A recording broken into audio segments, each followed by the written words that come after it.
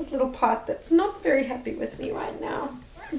Hello, how's it? Hi, I'm Nadia Neofitu. In case you don't know me, aren't that familiar with me from these here parts, but I do a video series called The Rundown. It's usually me out and about running and recording and talking and pointing out things and hopefully sharing some useful and fascinating knowledge at the same time. Today I thought I would do something a little bit different. As of today, this is the 2nd of April. As of today, it is 2 weeks to go until the Boston Marathon. 2 weeks to go until Marathon Monday. We all got our little runner passports in the mail, in the post, as I like to call it. But this is truly the really cool one, where you actually get the confirmation of acceptance. And for a lot of us, it means more than one thing. Just kidding. I just thought I would maybe share a little bit with you about what it's been like to train for Boston. I'm about to run, this will be my 2nd time running it. It is exciting, but it's scary, and I've had a bit of a hiccup with some injury related thing that has happened. I also ran a 30-miler in the middle, 30-miler, if I'm an American, so sorry to my friends, in the middle of everything. And so, well, 3 weeks out from Boston. So I thought I would share what's worked for me, what hasn't worked for me, how I BQ'd, how you can maybe BQ, what it means to BQ, all of that good fun stuff. I thought I would put up on some videos and tell you a bit more about me and share a bit more of my story. But before I do that, I wanted to tell you why I run. In case you haven't watched any of my other videos, I think I've explained a bit about it ahead of the New York City Marathon. But running has become an everyday part of my life. I actually cannot even imagine not running, and I don't want to imagine not running. But I was never always a runner. I'm from South Africa. I moved here on the hope and the dream of interviewing Meryl Streep over lunch one day in the West Village. And you'll have to check out my Hope Springs video to see if that happened. I interview many movie stars. That's part of my living. I'm a freelance journalist. I also am a US correspondent. I report for a news network back home in South Africa, radio news network, Eyewitness News. But every day is different. Every day is up in the air. Every day I don't know what's going to be happening. I travel a lot.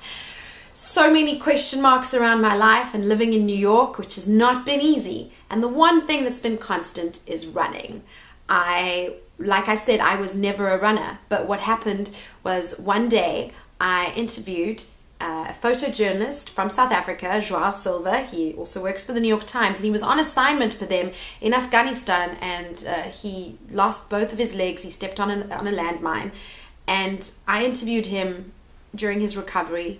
And after he recovered, he said he was going to do the New York City Marathon within a year of his recovery. He said he was going to do the New York City Marathon for the Wounded Warriors in the hand cycle division. And he did it. And when I watched him cross that finish line and I interviewed him afterwards, I can't even say the word inspired because it's too small. That word just doesn't hold meaning for what really clicked.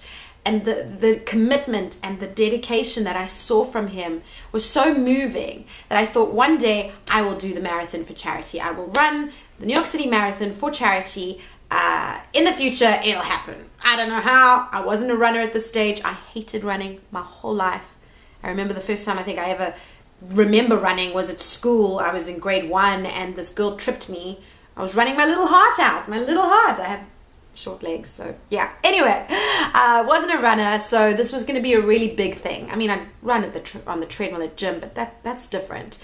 So I somehow put it out there that I would do this, and I got the opportunity to run for a charity that actually, I wanted it to be a charity that did work both in South Africa and here in the US. And so I got the opportunity to run for All for Africa, and I did. I followed a plan. I did the runs by myself, got so excited the first time I ran 20 miles to Coney Island and screamed like a banshee on the boardwalk, and all the people were like, what is this girl's problem? And then I'd have to tell them that I ran all the way from the Upper East Side to Coney Island.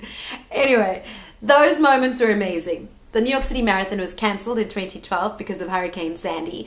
But through some amazing good vibes in the universe, I got to run Philadelphia that year. and this is how amazing it is. A girl who was in the standard below me in my primary school in Benoni in South Africa happened to live on the same street as me here in New York City, and a mutual friend had put us back in touch, and I ran under her bib. I know you're not supposed to do that anymore, but anyway, I ran under her bib, did Philadelphia, came in under 4 hours, didn't know it was a big deal at that time, and ever since then I found that I thought that running needed me to help it, and I, through my charity and my donations and things like that, but it helped me and has helped me so much more than I ever could or ever have. After that, I ended up doing the New York City Marathon in 2013. I raised money for Team for Kids, which also does work in South Africa. And then I did the Chicago Marathon, then Paris, and Boston is just the pinnacle of that. I found that running has become this thing that I can actually see achievements, where life as a journalist is not always easy to see those achievements. My stories air on radio in South Africa. They're so ephemeral. I don't hear them. I don't know the reaction. Print magazines and newspapers get thrown away.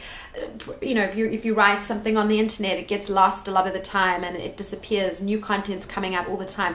Having goals measurable that you can actually see and achieve, like running and running at a good time or time that is good for you, that you feel really good about, it's been incredible, and it spurred me on to do things even more so and beyond just running. So that's why I love it. It means so much to me because I use running to help spur me on in the rest of my life. And so that is why I wanted to share that journey, because we all have a story. Most of us, if you become a runner, you have a story about it. So this is just a little bit of mine. I want to tell you how I qualified for Boston. It took me 2 years.